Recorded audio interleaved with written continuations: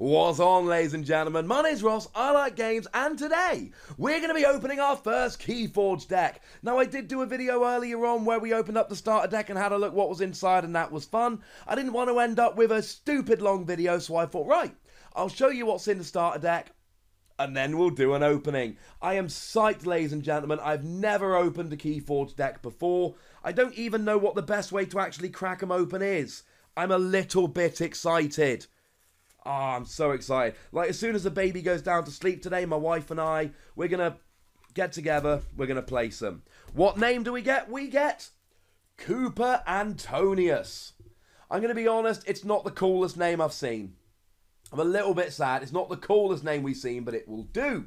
Now, as I have a look here, it seems like we've got 4 rares. Now, generally speaking, Three seems to be about standard, so 4 rares doesn't give us an amazing deck, but it's still, you know, it's not the worst. I did see somebody post a deck list earlier on where they actually got 2 rares, or maybe even 1 rare. It was a very bad deck in that regard. Now, in terms of houses here, oh, I'm so bad at this. I haven't learnt the names of the houses yet, not properly.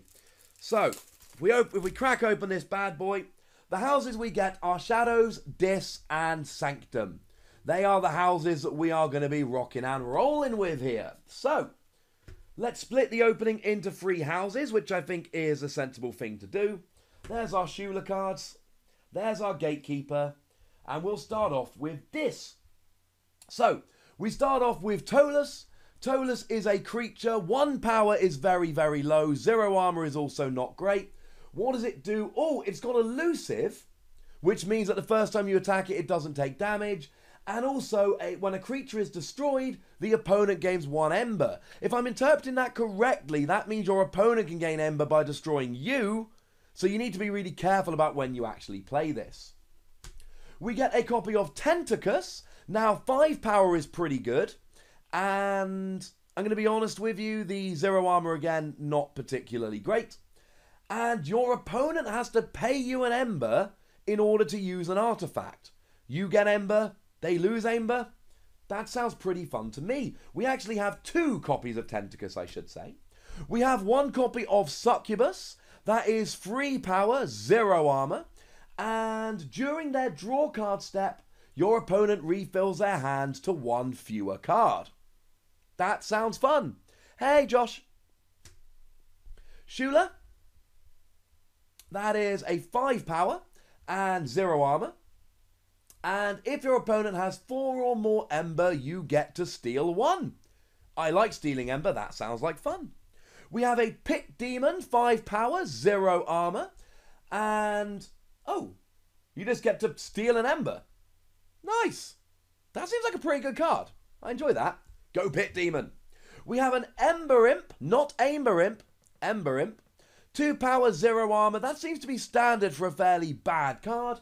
And your opponent cannot play more than 2 cards each turn. Dis are very disruptive. I really like Ember Imp. I think it's a very nice disruptive card.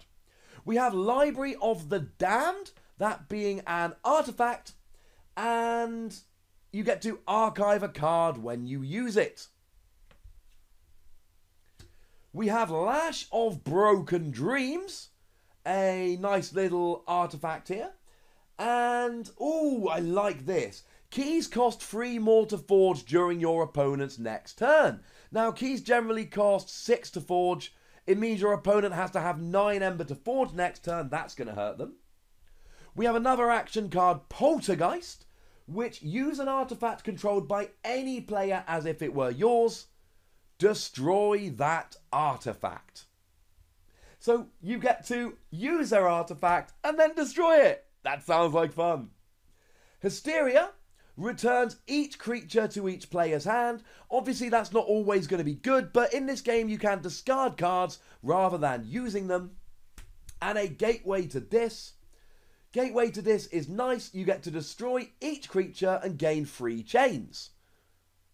Again, it's not always perfect. You got to time it right. Parkrun, there were no pre-release events near where I was, which is a little bit sad. I would have liked to have gone to a pre-release event. Now, in terms of a rare here, Tolus is our rare, apparently. That's our little spider thing. So that was our rare that we got. Now, 2 houses to go. So I quite like this. I think this is a powerful house. I think it seems to have a lot of disruption. It seems like one of the more fun houses to begin with. So moving into Sanctum here, we have a Gatekeeper, 5 power, 1 armor. And if your opponent has 7 or more Ember, capture all but 5 of it. That's kind of cool. That's relevant, of course, because if your opponent starts their turn with 6 Ember, how new is the game? It literally came out today. If your opponent has 6, 7 or more Ember, capture all but 5. That means they won't have 6 Ember at the beginning of their turn, meaning they will be unable to forge a key. That's quite big. We have a Staunch Knight. Gets +2 power if it's on a flank. 4 power, 2 armor. Quite nice. Make sure you pop it on a flank. And I did check. You can play them onto whichever flank you like. So what you can do is put Staunch Knight onto a flank and then just always play new creatures onto the other flank so that Staunch Knight remains on a flank. Sergeant Zakiel, 4 power, 1 armor. You may ready and fight with a neighbouring creature. This is Keyforge, ladies and gentlemen. We got Raiding Knight, 4 power, 2 armor, and when you play it, you capture an Ember. That sounds pretty cool. We have Protectrix, which has 5 power, 0 armor. You may fully heal a creature. If you do, that creature cannot be dealt damage for the remainder of this turn. Seems pretty powerful, because then you can keep attacking, but you're not taking any damage doing so. We've got Grey Monk, 3 power, 0 armor. And each friendly creature gains +1 armor, and when you reap with it, you heal 2 damage. You should be seeing a bit of a theme here. They're helping each other. There's capturing Ember, and there's also just protecting yourself. Commander Ramiel, when you reap, you use a friendly non-Sanctum creature. Remember, you can only use 1 house per turn, so being able to use a creature from another house is awesome. And then we also have 3 power, 0 armor. We have Take Hostages. For the remainder of the turn, each time a friendly creature fights, it captures an Ember. That sounds pretty cool.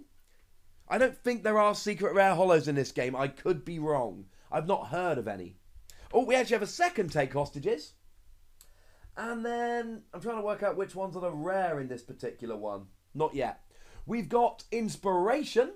Ready and use a friendly creature. Nice. We have Clear Mind, which is a rare. Unstun each friendly creature. It's not always going to be relevant, to be honest with you, because you won't always have stunned creatures. And Clear Mind. Oh, we got 2 of them. So we actually got 2 of the same rare. I wonder how often that happens. I wonder how often you get 2 of the same rare. Going to be honest, if your opponent isn't stunning you, and we've not had any cards of our own that stun, so to be honest, if your opponent isn't stunning you, I don't know how useful that's always going to be. And then finally, we have Shadows. So we have an Urchin, 1 power, 0 armor. We did, of course, see this in one of the starter decks. And it's got Elusive, which means the first time it's attacked, it takes no damage. And when you play it, you steal an Ember. We have another Urchin. We have Shadow Self. Now, I like Shadow Self. 9 power is redonk in this game. Absolutely redonk. It deals no damage when fighting, but damage dealt to non-Spectre neighbours is dealt to Shadow Self. So basically, your power in this game is both kind of your attack and your health. So he sits there not able to attack, but he acts as a bit of a damage sponge for your other characters. We've got Selwyn the Fence. 3 power, 0 armor, and when you fight or reap, you move 1 Ember from one of your cards to your pool. Now this is important because when you steal, and we've already seen a couple cards that steal, the stealing here goes onto the character, but then when the character's knocked out, it goes back to your opponent. So a card like this that can then take the Ember that you've stolen and keep it is really important. Dodger, 5 power, 0 armor, decent power. When you fight, you steal an Ember. Hopefully then you get to use Selwyn, and when you fight or reap, you move it over. There's a really good combo here, whereby you steal here, and then you move it from a card to your pool, so you then do get to use it. We get Madge the Rat, 4 power, 0 armor, elusive, so it can't be damaged first time round. When you play it, you steal 2 ember, but when it leaves play, your opponent steals 2 ember. So that seems like a bit of a risk-reward card. A Massis Asp, 3 power, 0 armor. It's got skirmish. When you use it to fight, you don't get damage back, and that's every time. And poison, any damage dealt by this creature's power during a fight destroys a damaged creature. That seems pretty good. We got 2 of them. Now, we only do have just a couple cards left before we're done here. We've got Subtle Maul, which is a nice weapon. It's an artifact. Your opponent discards a random card from their hand, which is kind of cool. I should mention, by the way, Selwyn the Fence, which I have already highlighted as a really good card for moving over, is a rare which does kind of make sense.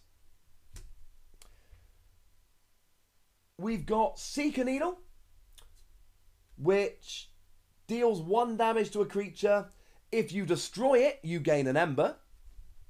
We've got Poison Wave, deal 2 damage to each creature, which seems to be yours and your opponent's. Use it wisely. And Pawn Sacrifice, sacrifice a friendly creature, but then you get to deal 3 damage to 2 creatures. So there we go, ladies and gentlemen. I'm afraid we don't have time to go into the attributes in these videos, but I will put a link to this video in the description, the Will Learn to Play video. It's a really fun game. I'm going to be putting out some videos where I play games with it. So do please check them out. There's going to be more openings. There's going to be more games. I'm going to do a video about each house. So tell me what videos you want and let me know. If you are on YouTube, this is a point where I say thank you very much for watching. Make sure you like this video. Make sure you're subscribed for more Keyforge content. And make sure you're following on Twitter at the Wossy. If you're on Twitch, this is where I say thank you for watching. Thank you very much for watching. Look after yourselves till next time. My name's Ross and you've been watching Wossy Plays.